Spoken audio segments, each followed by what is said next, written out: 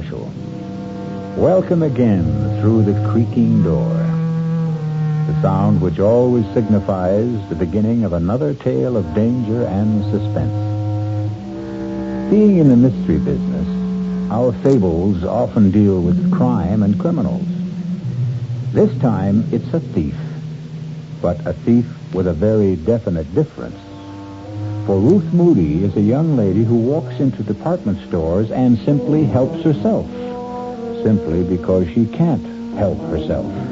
Yes, you've heard of her peculiar ailment.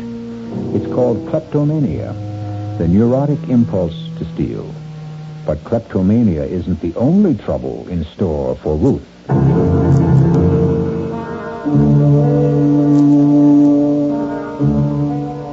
Our mystery drama, The Trouble with Ruth, was written especially for the Mystery Theater by Henry Slessor and stars Marion Seldes. It is sponsored in part by the Kellogg Company, makers of Kellogg's Special K cereal and new sugar-free diet 7-Up. I'll be back shortly with Act 1.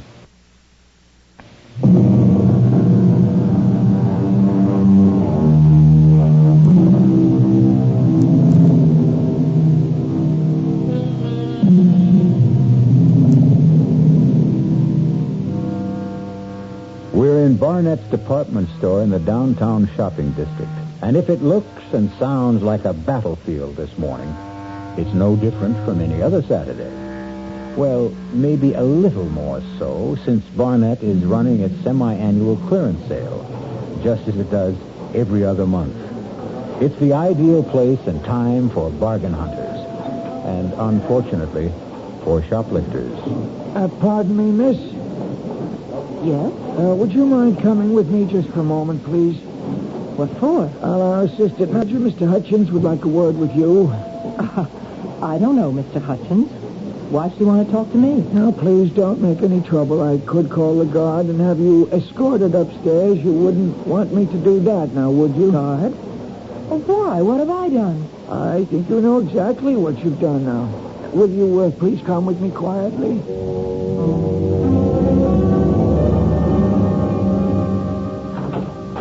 Right in here, please. It's a mistake. I did take the scarf, but I was going to pay for it. Here's the lady, Mr. Hutchins. All right, Bill, thanks. You want me to stick around? No, it's all right. Okay, then I'll get back on the floor. It's murder down there. More larceny than murder, I'd say. Right.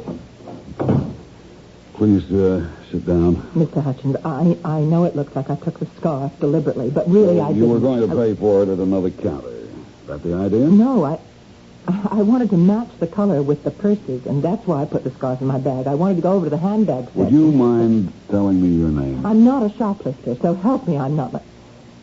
My name is Ruth Martin. Is it Mrs. Martin?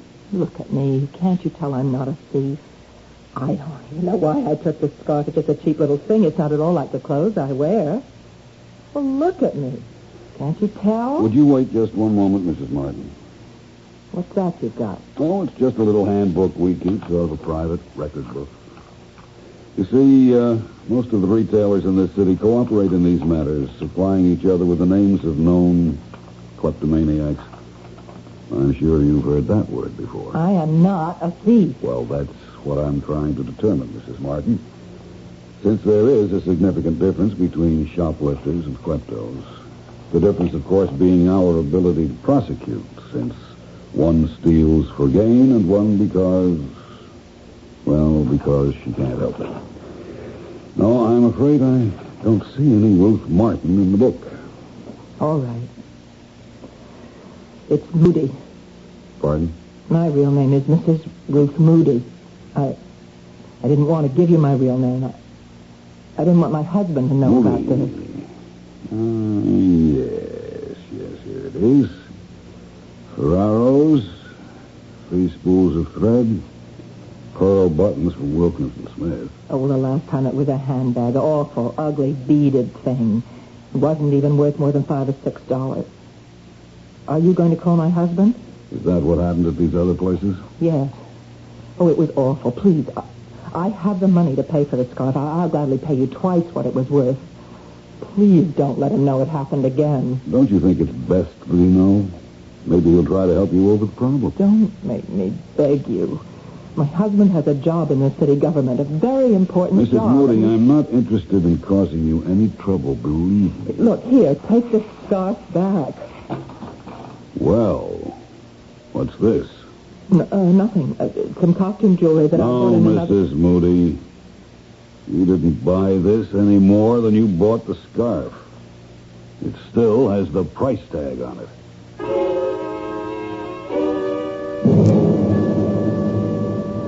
$1.95. That's what makes it so unbelievable, Ruth. $1.95 rhinestone pin. Don't know why I took it, Ralph. Any more than I know what drove me to pick up that awful scarf and just drop it in my bag. Just like those other times. Yes, but you swore to me that those other times would never be repeated. Well, I thought it was over. I really did. I don't understand what goes on in your mind when you do these crazy things. I don't know. It's just an impulse. It seems so terribly easy. That things are just sitting out in the open the way they are, and I never even stop to think if I like it. Just if I can get away with it. But you never do. You get caught.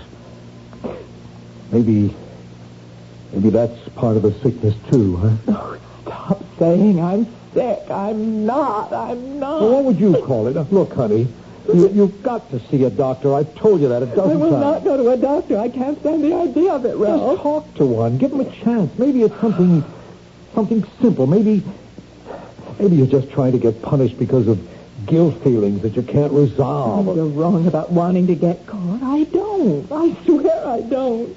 I've gotten away with a dozen things. What?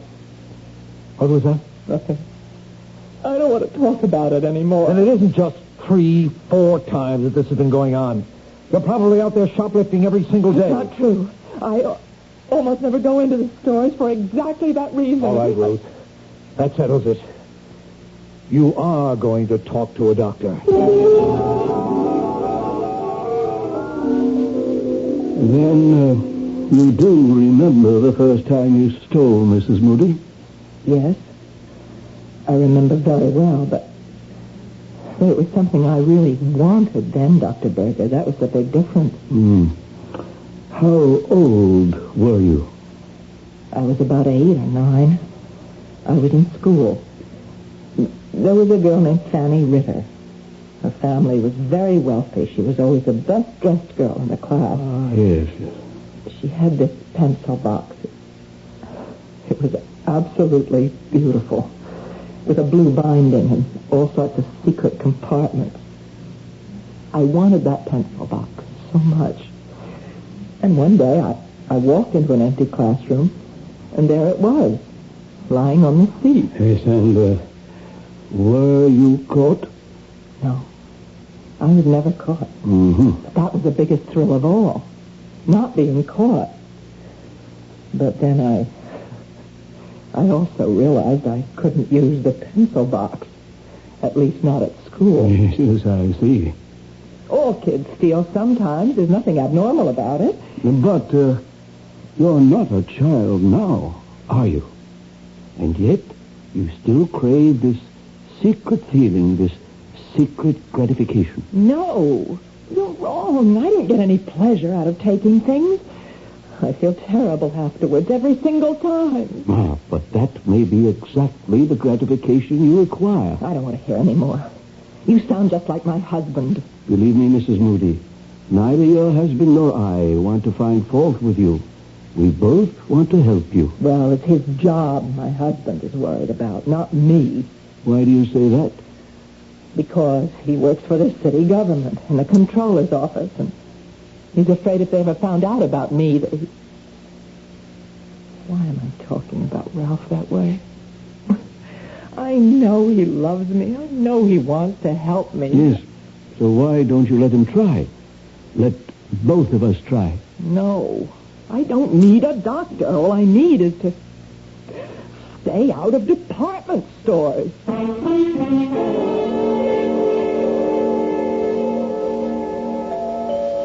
Who is it? All right. Mrs. Moody? Yes? Hi, Mrs. Moody. You don't know me, but my name is Tom Andrea. There's something I have to talk to you about. I know exactly what it is. Encyclopedias. Or is it magazine subscriptions? No, ma'am. It's nothing like that. Well, whatever it is, I'm not interested. It's about department stores. What? You know, stores where people buy things and take things, too, sometimes. Are you from Barnett? No, Mrs. Moody, I don't work for Barnett or for Wilkins and Smith or any of those places that you like to shop in. Look, it's pretty drafty out here. Can't I come in for a minute? All right. Thank you. Your husband's not home, I suppose. It's a working day, so he's at work, right? Oh, that's clever thinking. Can we talk in here? Only if you get right to the point. Well, now, look, this ain't the kind of thing you like to just blurt out. I mean, it's kind of sensitive. You know what I mean? No, I don't. It's about you and your husband and so forth. If you think about it for a while, you'll get my meaning. Am I right? You'll have to be more specific. Well, you just won't come out with it yourself, huh? Okay, I'll say it for you. I'm talking about you being a shoplifter. That's a lie. Whoever told you that is a liar. No. It's true. Wait a minute. If you think you can blackmail me by telling my husband... No, Mrs. Moody. We know that your husband knows all about it. He's been getting you out of jams for years. Then what do you want here? Well, believe it or not, I want to give you money. I don't want to take any from you. What for? Services rendered. What? I got a little proposition for you, Mrs. Moody. How would you like to make $1,000? $1,000? How? Well, you do like I tell you. You'll get $1,000 in the mail. But if you don't, well, your husband may not be able to make a living anymore. You get what I mean? No. I don't know what you're talking about. I'm talking about stealing stuff, Mrs. Moody, about that bad habit of yours. Now, we got a use for that habit. And you'd better listen to what we have in mind. How did you know about me? Who told you about me? Well, let's just say I got sources. I swear to you, I'm not a thief. Yeah, sure, I know that. We know it. We? Well, me and my friend. We know you're just a sick lady, that you can't help what you do. It's just like you had pneumonia or hay fever. It's not your fault. Am I right? That's right. Yeah, looks fine, only your husband still don't want the people around City Hall to know he's got a klepto for a wife. Does he? Then this is blackmail. A man in his line of work, he can't afford to have people know his wife steals. Now, some people would understand how it's only a sickness. But others, well, you know how people are. Tell me how much money you want. I don't want a dime from you, Mrs. Moody. Honest, all I want is your cooperation. You see, my friend and me, we have a little plan. A really, really sweet little idea. Everybody makes money and nobody takes any chances. Well, what could be sweeter than that? A plan to do what, for heaven's sake? Well, my friend will give you all the details. All you got to do now is put on your coat and come with me. My friend will give you the whole deal. I'm not coming with you. We're not desperate for your help. Don't get this wrong. But we thought we'd give you a break. Well, that's too bad. If you just tell me what you have in mind. Why, shoplifting, Mrs. Moody. A little nice and easy shoplifting. Only this time not for no $5 piece of junk. This time for something worth more like $50,000.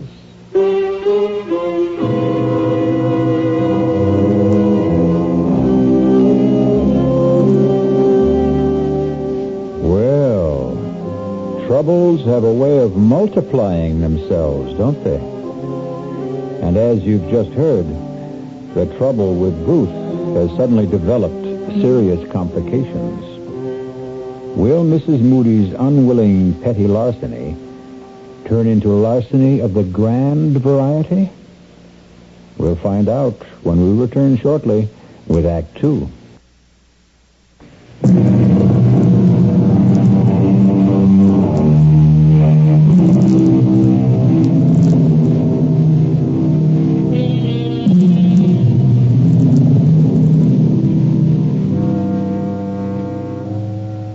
Mrs. Ruth Moody, faced with the prospect of harming her husband's career, has accepted the invitation of the man who calls himself Tom Andrea, although her instincts tell her that Tom Andrea isn't his name at all. As they drive towards their unknown destination, she steals sidelong glances at him, noting the copper sheen of his skin, the look of a man who has spent far too many hours under a sun lamp. But he also has the look of a man who won't take no for an answer. Can't you tell me where we're going? Now, relax, Mrs. Moody. It won't be long now. Who is this friend of yours, anyway? You'll meet him. He works for a department store, doesn't he? I know they keep records of people like, of kleptomania victims. That's the only way you could have found out about me. I just lean back and enjoy the ride, huh? Aren't you afraid I might recognize him if he's one of the people that I've met? Here we are, Mrs. Moody. Told you it wasn't very far. The Hotel Hamilton. Looks like a fire trap. Well, it's not very fancy, but it's private. We can all have a nice, quiet talk. Just the three of us.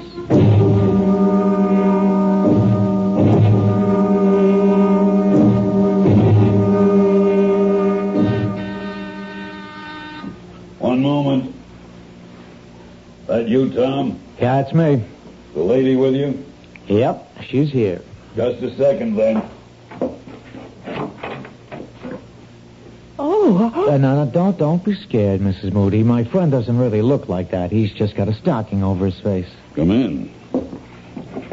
I hope you'll forgive the mask, Mrs. Moody. I know it looks grotesque, but it's necessary. For your own protection. For me? It's important that you don't recognize me after our business is concluded. It would be embarrassing if we were to run into each other in different circumstances. In a department store, for instance? What my friend means, Mrs. Moody, is that if you started hollering for the cops when you saw him again, we would have to do something about you. Understand? Yes, I understand. But please don't be alarmed. Nothing like that's going to happen. I can assure you that I am not a professional criminal. No more than you are. Then what kind of criminal are you? Why don't you sit down? The sofa's the only comfortable seat in the room. Here, let me take these papers away. I was just drawing up a few diagrams to help you understand exactly what you have to do. Diagrams? Would you like some coffee? We have a small kitchen. There's a pot already made. No, I don't want any coffee. Tom, why don't you do the honors? Do you drink yours black, Mrs. Moody? I'm afraid I don't have any cream. Oh, all right, black coffee. I see, Mrs. Moody. I told you it was going to be very friendly. Well, now, how much has Tom told you about our little enterprise? He just said that if I didn't help you, you'd tell my husband's employers about me. Well, I really hate for that to be the inducement, Mrs. Moody. I was hoping that you'd cooperate more willingly. Why should I? Well, didn't Tom mention the $1,000? He also mentioned something about $50,000, about shoplifting something worth a fortune. Don't tell me you have qualms about it. A lady with your history? You just don't understand about me. I don't take things because they're valuable or even because I want them. I'm not a thief, not in the ordinary sense of the word. Yes, we know that. And that's exactly why we're taking you into our little circle, Mrs. Moody, because you're a kleptomaniac, not an ordinary thief. And that's why you can help us commit an extraordinary crime. But I don't want to commit a crime, and I don't want your $1,000. Here's your coffee, Mrs. Moody. Let me tell you what makes it so different, Mrs. Moody. An ordinary crime entails a certain amount of risk. But this particular crime is guaranteed to be risk-free. No, that's what people always think. No, Mrs. Moody. Even professional criminals recognize a certain degree of chance when they plan their enterprises. Personally, I would never get involved in anything like that. I loathe the idea of being arrested. Well, so do I. And I know exactly what it feels like. Ah, but you've never been arrested, have you? You've been detained, questioned, reprimanded, warned, but you've never been arrested once. Isn't that true? Well, why should I be? I told you, I'm not a criminal. No, you're not legally liable for your little thefts, Mrs. Moody. You steal because you have to steal. And if you're caught, you merely give back what you've stolen, and that's that. No arrest, no prosecution, no risk. You beginning to see the point, Mrs. Moody? You want me to steal something for you. That's right, Mrs. Moody, and something a great deal more valuable than, shall we say, a spool of thread. Oh, dear Lord. Let me explain our plan in detail. At 12:15 tomorrow afternoon. Tomorrow? At 12:15. You'll enter a shop called Travell's on 47th Street, just off 5th Avenue. You may not know the place. It's a rather expensive jeweler's. You will approach a certain counter. The diagram will make it clear which one Wait a minute. You're talking as if I've already agreed to do this thing. Please look at the diagram, Mrs. Moody. You will approach this counter and engage the attention of the salesman. You will ask to see a certain tray, the one I've marked with the arrow. A moment or two after you begin to examine that tray, there will be a disturbance in the store. Right, a disturbance. The disturbance will take place on the other side of the counter. It is almost inevitable that your salesman will have his attention drawn away from you when it occurs. In all likelihood, he'll leave you and go to see what has happened. That's when you will act. You'll pick up the diamond pin on the upper right-hand corner of the tray and drop it into your purse. And then you'll simply walk out the door. You're really mad. As you can see from the drawing, the distance between the counter and the door is a very short one. You can reach it within 3 or 4 seconds. You can be sure that your salesman will be much too occupied to notice that you have left. I won't do any such thing. That's plain and simple robbery. When you reach the outside, you'll see a man with a yellow canister collecting funds for children's welfare. The man will approach you immediately. You will drop the diamond pin into the opening of the canister and walk to the corner. There will be a taxi there in all probability. It's a hack stand. If there isn't a taxi waiting, hail one or walk to the bus stop. Believe me, you will have ample time to make your getaway. There isn't going to be any getaway. I am not going to do anything so insane. As I said before, you'll be perfectly safe. You'll have absolutely nothing to lose. If you're stopped before you reach the exit, simply give yourself up. When Travell's learns of your little idiosyncrasy, no harm will come to you. It'll be just another neurotic incident, nothing more. You're wasting your breath. You'll tell them about your problem. They'll check with other stores and find your case history on file. No, there's no way I'll do such a thing. Hey, what's the matter with you, lady? Didn't you hear the man? You can't get into trouble doing this. But your husband will if you don't. Let me out of here, please. Pick someone else out of those files. All right, Tom. If that's how Mrs. Moody wants it. Then I can go. The door was always open, lady. See? But if you change your mind, Mrs. Moody, just call me here at the Hotel Hamilton. Just ask for room 408. But if I don't hear from you tonight, well, you know what we'll have to do.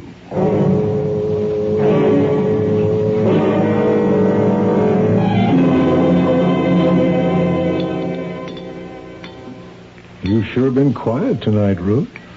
Have I? You didn't go out today, did you? No. I told you I wasn't going anywhere. I was just wondering. I mean, you said something about dinner tonight, about cooking something special, and Here we are with last night's meatloaf. But you said you didn't mind. No, of course I don't mind. You know I'm not fussy about food. I know. You're just too nice for your own good sometimes, Ralph. And, you just weren't feeling up to cooking today, is that it? Oh, I know what you're thinking. You think I went on another shopping spree, or should I say shoplifting? No, Ruth, I didn't think anything of the kind. Well, I didn't. I swear I didn't. Okay. Ralph, can I ask you something? Sure. What would happen if people knew about me? What people? The people you work for, in the controller's office. Or, the mayor himself. What if they knew about my, illness? They'd know, that's all. Would it hurt you? Honey, this is silly. Nobody knows about your problem but you and me and a few department stores. And Dr. Berger, of course, the doctor you won't see anymore. But if they were to find out, would it hurt you? Look, haven't we got enough to worry about without thinking the worst? Then it would be bad for you. Someone in your position where honesty is so important. Ruth, you're not dishonest. You're sick. There's a tremendous difference. That's why I'm so sorry you won't see that doctor. But would everyone understand the difference? I mean, when they learned about my stealing things, would they think twice about you? You want the truth? Yes. Yes, they would. They're only human. No, they're worse than human. They're politicians. They have to be elected to office, and that's exactly the kind of scandal they don't like. Yes. I guess I've always known that was true. Honey, I think I could use some more gravy. Yes. Oh, I have some in the kitchen. I'll be right back.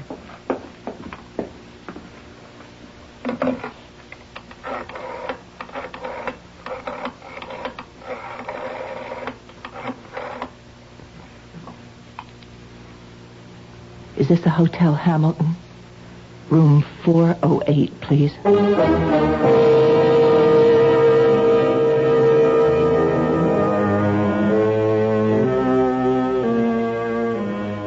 And so Mrs. Ruth Moody has taken the first fatal step. And tomorrow at noon, she'll take several more steps to the doors of Travell's Jewelry. And for the first time in her life, Ruth will steal and know the reason why she's stealing. Will it really make a difference? I'll be back shortly with Act 3.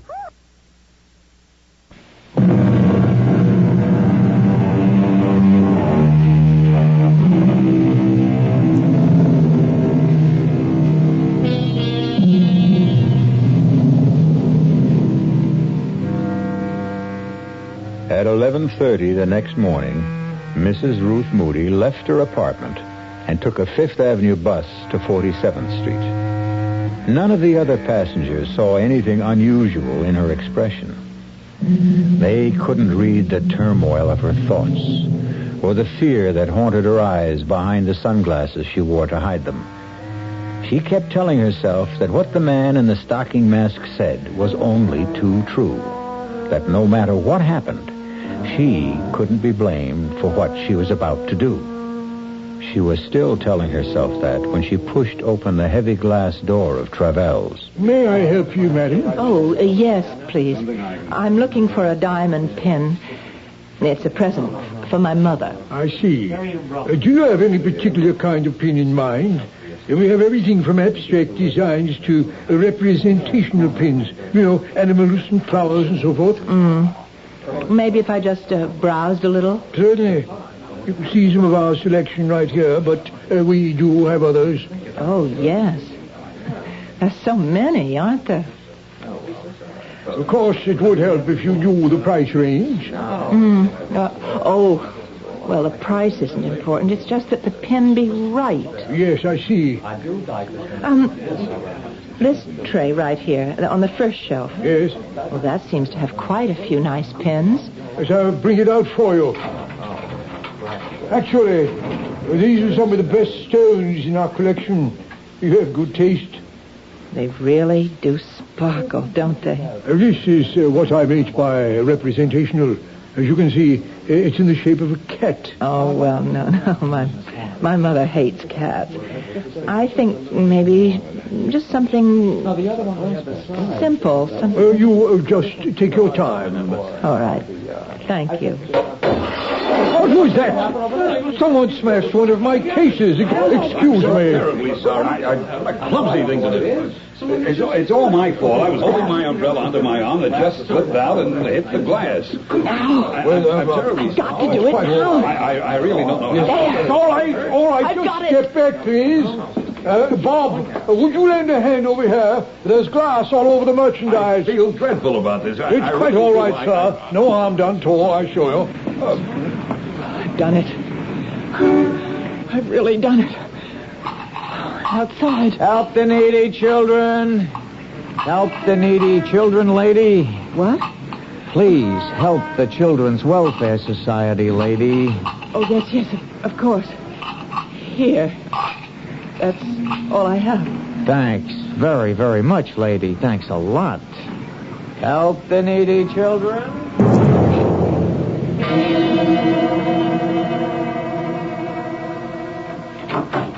Ralph? Is that you? Yes, I'm home. How are you, honey?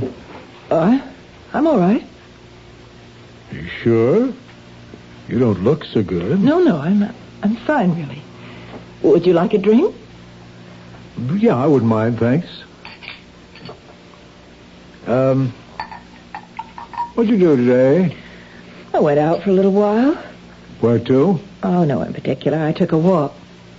Weather was nice. Uh-huh. Took some things to the cleaners. Did a little marketing. Here's your drink.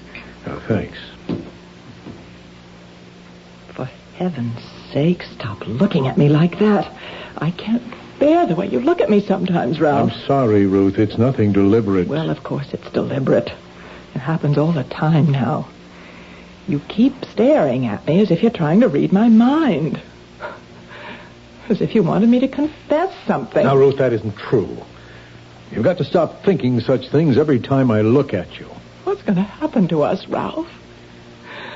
What kind of marriage are we going to have from now on? Ruth, we've been married 6 years now. I think we know how to live with each other. But you can't live with this disease of mine. You can never stop suspecting me of having stolen something again. Isn't that what you're thinking right now? All I'm thinking about is that you don't look well. And how disappointed I am that you won't see Dr. Berger. I called him today, by the way. What for?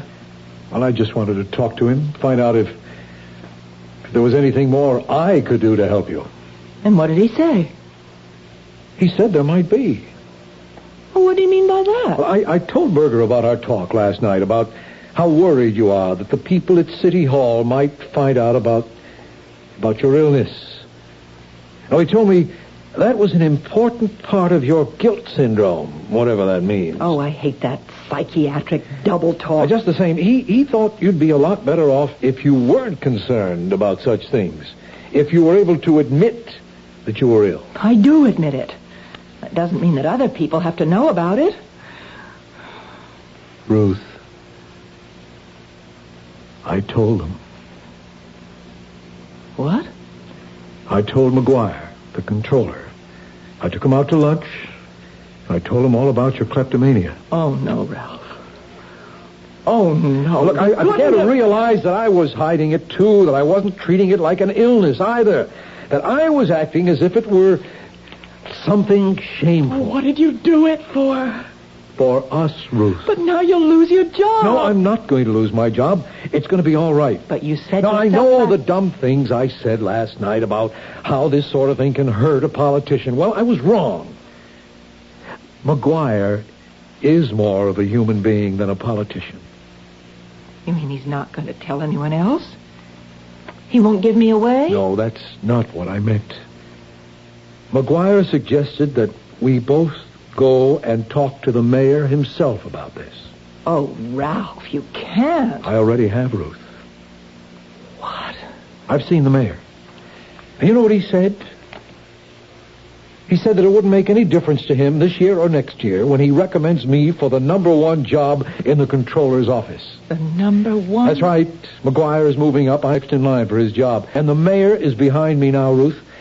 Do you think he'd be behind me if he really thought my wife was a thief? Oh, dear Lord. Ruth. Oh, what have I done? What have I done? Honey, what is it? Oh, why did I go through with this? What's the matter, Ruth? I just told you everything's okay. No. I've ruined everything now, Ralph. Oh, God, if you knew what a horrible thing I did today. What are you talking about?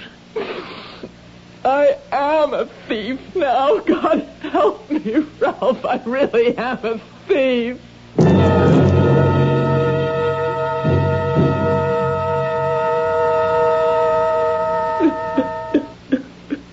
Try and stay calm, Ruth. Did you get a look at the man who broke the glass with his umbrella? Do you think that he was the same man you met yesterday at the Hotel Hamilton? I'm sure he was. But I told you he was wearing a stocking mask over his face. And this other man, though, the one who called himself Tom Andrea, he was the same man who was collecting for children's welfare outside the store? Yes. Ruth, you know, there's only one thing to do now, don't you? What do you mean?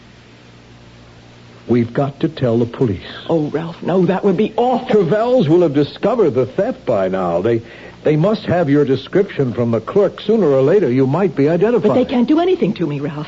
I'm not responsible. I'm sick. No, Ruth, in this case, you are responsible. That's why we have to call the police.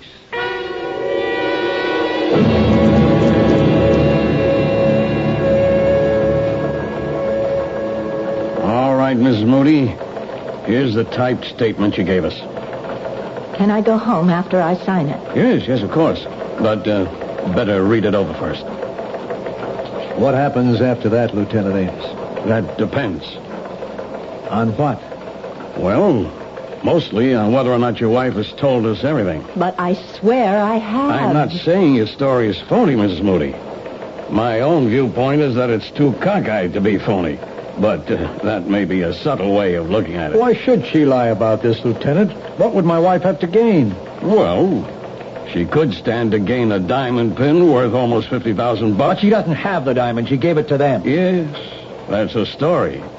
But let's say, for example, that those two men never existed. Oh, that's a horrible thing to say. I'm telling you how other people might see this thing. If you were a crook and you realized that you'd been spotted in Travels, well, this story of yours would put you in the clear, wouldn't it? But it's true.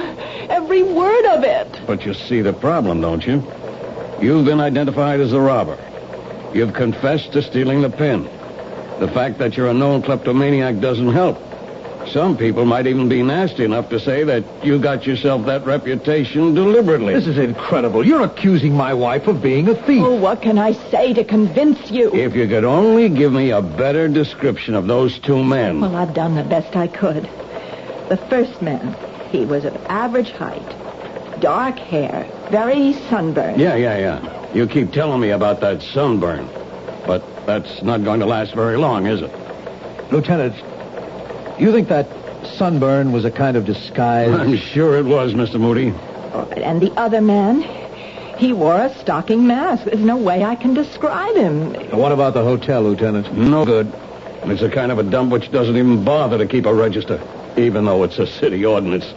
But the clerk might be able to identify the man who took the room. Maybe, if we could produce him. Only, how do we do that? What about the $1,000 they promised to send her? Oh, I wouldn't count on that. If she's telling the truth, you'll never hear from him again. Okay, so maybe it's a new gimmick. Maybe one of them works in a department store, has access to the names of recognized kleptos. I'm sure he did work in a department store. Yeah, and so do thousands of people, Miss Moody. All you've got to do is name the one. And if she can't, what happens then? I think you know the answer to that. Will I be arrested? But you can't arrest her. She's sick. She was seeing a doctor. And I'm going to see him again. Oh, so help me, Ralph. You really mean that, Ruth? I'm not going to stop seeing Dr. Berger until I'm cured. Unless they send me to prison first. Well, have you read the statement, Miss Moody? Yes. Yes, it's all right. I'm ready to sign it. Fine.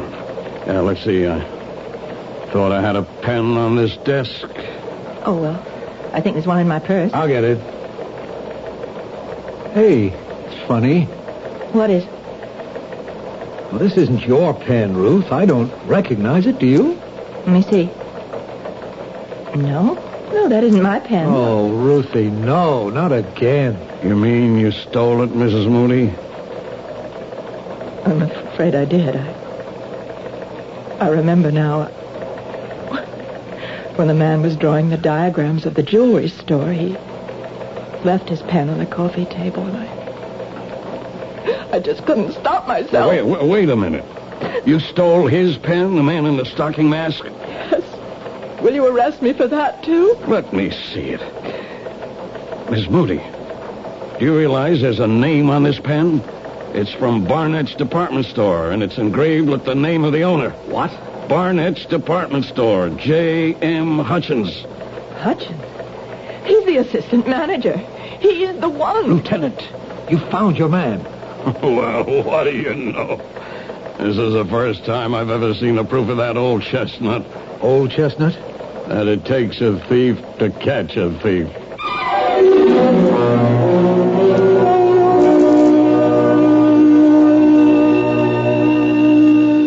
The moral of this story might be, never steal anything small, particularly if it's a diamond pin worth $50,000. Well, you'll be happy to know that the police investigation proved the guilt of Mr. J.M. Hutchins and the innocence of Mrs. Ruth Moody.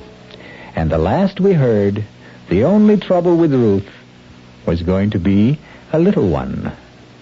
I'll be back shortly. Look, let's put an end to all this gloomy-sounding stuff you've been getting so much of lately. Income tax is behind us, spring is here, Aaron's hit number 715, and there's even reason for hope with the gasoline thing. It's in this new spirit that I'd like to talk to you about buying a new car. It's a small car, one you can judge sanely, and not just in terms of how many miles per gallon it gives you. The car is a Buick Apollo. Like any self-respecting small car, it is economical. It's got a 6-cylinder engine and a 21-gallon gas tank, which combine to give Apollo good gas economy and great range. But Apollo can also seat 6 passengers, and it has the kind of smoothness, quietness, and interior comfort that you'd expect of a Buick. Okay, you're looking for a car, and you think it should be small. Well, Buick has the car, Apollo. But don't buy it because it's small. Buy it because it's a Buick. You've seen the Budweiser commercials on television, and maybe you've wondered how long people have been putting that famous Bud label on things. Well, not as long as the brewers of Bud have been putting things on the label. Things like a list of Bud's most important ingredients. Quote, brewed by our original process from the choicest hops, rice, and best barley malt. And things like the following statement. This is the famous Budweiser beer. We know of no brand produced by any other brewer which costs so much to brew and age. Our exclusive Beechwood aging produces a taste, a smoothness, and a drinkability you will find in no other beer at any price. Unquote.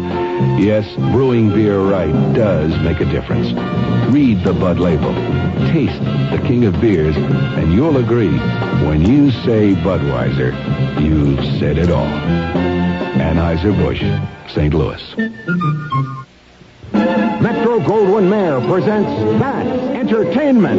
The clown with his pants falling down, or the dance that's the dream of romance, or the scene where the villain is mean. That's entertainment. That's Entertainment, with special appearances by Elizabeth Taylor, Fred Astaire, Gene Kelly, James Stewart, Debbie Reynolds, Mickey Rooney, Bing Crosby, Liza Minnelli, Donald O'Connor, Peter Lawford, and Frank Sinatra. That's Entertainment. It's more than a movie. It's a celebration. The gag may be waving the flag that began with the Mr. Cohan hip hooray. The American way. The world is the stage. The stage is the world of entertainment. That's Entertainment. premiere Thursday, May 23rd at 7 p.m., Ziegfeld Theater. Come see the stars. Continuous performances start May 24th.